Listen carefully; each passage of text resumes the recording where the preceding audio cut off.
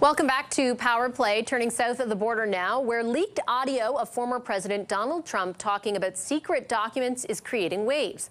CNN first aired the July 2021 recording, which captures his conversation with a publisher and writer working on a memoir by Trump's final chief of staff, Mark Meadows.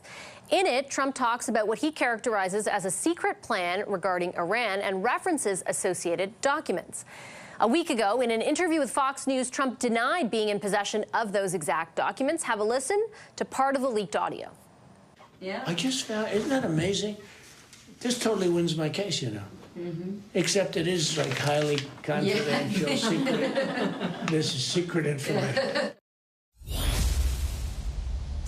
That audio is being called a key piece of evidence in the federal case against the former president. He was indicted earlier this month on charges alleging he kept classified documents he wasn't supposed to have, and he misled investigators who wanted the documents back. Trump has pleaded not guilty to all 37 charges, and today downplayed the recording, telling Fox News there was no document, saying he did nothing wrong, and calling the story a hoax.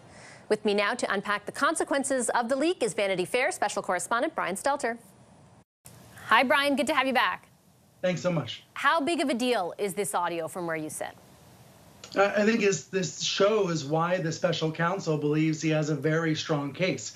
This shows, you can hear it for the first time, why so many legal experts and observers believe that the former president is in severe legal peril. That doesn't mean he won't be able to find a way out of it. Maybe this will end in a mistrial or something. But for the time being, right now, all the momentum is with the special counsel, and Trump is in severe jeopardy. And what this tape shows is some of the evidence that would come out at trial. And to me, what seemed very key is the idea that he would have had something that he characterized as secret in his possession. Something just last week on Fox, he said, no, I had no documents, nothing secret. He clearly explicitly denied. He denied, and that interview on Fox may have made his situation even worse. Most lawyers representing most clients in a situation like this would advise them not to give interviews, not to talk about the case, not to say anything that could expose them to further legal jeopardy. But Trump has been doing interviews, has been talking about it, and we will see what that ultimately means for him. You know, there is this claim that he doesn't actually have a piece of paper in front of him, and we've heard some Trump allies sort of repeat that claim. Well, we don't know for sure that he's actually holding up a piece of paper.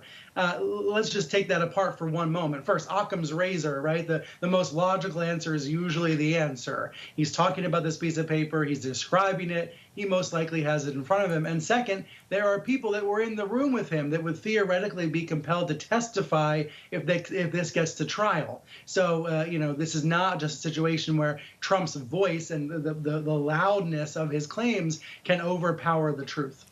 His supporters, though, as you mentioned, and his team right now, in a statement, say that he was speaking rhetorically and humorously, and the media, quote unquote, and Trump haters are too willing to take the bait. I'd imagine that response does not surprise you, but does it do anything to deflate basically what this audio recording makes evident?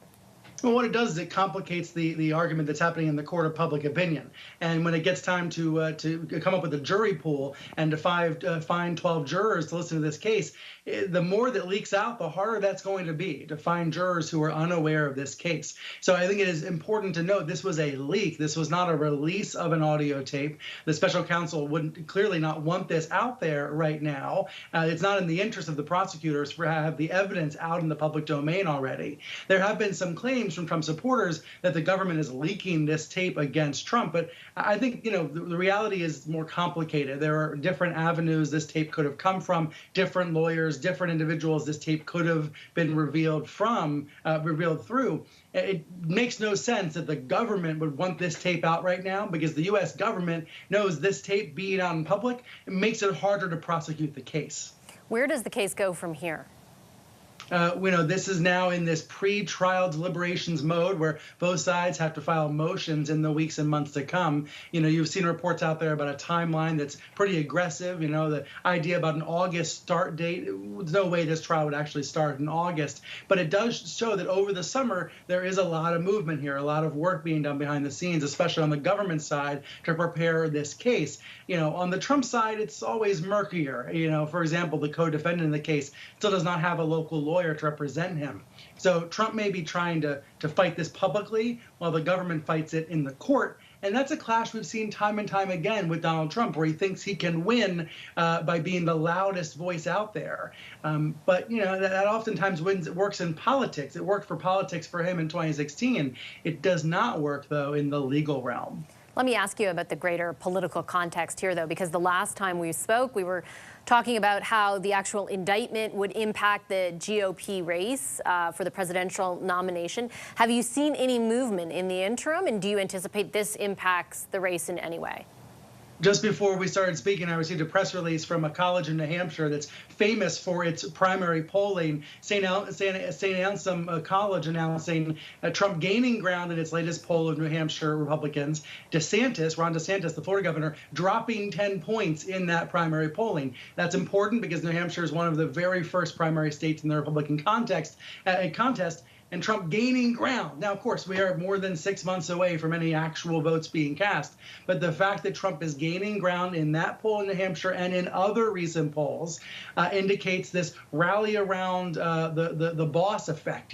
Sometimes in politics and foreign policy, we hear about a rally around the flag effect when there's a war, when there's an outside attack. Well, with Donald Trump and the GOP, there's a rally around the president, rally around the boss thing that happens again and again when he is perceived to be in trouble or perceived to be being targeted by his opponents. So we are seeing that again with Trump. But I think Eric Erickson, the conservative commentator, was right when he said earlier this week that there's an unspoken thing going on within the GOP, an assumption that Trump will be indicted in other cases as well. He's been indicted twice this year. There's an expectation of further legal trouble for Trump.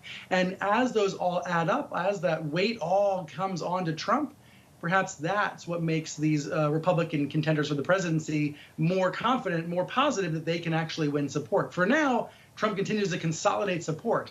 I guess the question becomes, if he's indicted a third time or a fourth time, if there's even more damning evidence that comes out about these cases, will that erode his support? Did you have a gut feeling about whether there will be a juncture at which that changes? And I ask only because there have been a few indictments already, right? And if anything, they've done exactly what you pointed out, help consolidate support for him. My gut feeling is that Kellyanne Conway was right on the very first weekend of the Trump presidency. She went on television and said, we live in a world of alternative facts. She was trying to defend the president who felt bad about his crowd size. And so she was presenting a different set of facts, which were really not rooted in fact at all. They were fiction. But that idea of fiction versus facts, of alternative facts, that concept is very much alive and well. It's actually much more true than it was when Trump first took the oath of office in 2017. So as long as there's an environment that supports alternative facts, that supports really an alternative reality, a fantasyland alternative for Trump supporters, then I don't. I'm nervous to say it because I'm going to be recorded forever saying it. I'm probably going to be wrong, but I don't see a lot of evidence that yet another indictment or yet another allegation or yet another embarrassment for Trump would actually affect his standing among his base of support. Because again, they can always listen to alternative facts instead. Okay, I'll leave it there. Brian, really appreciate it. Thank you.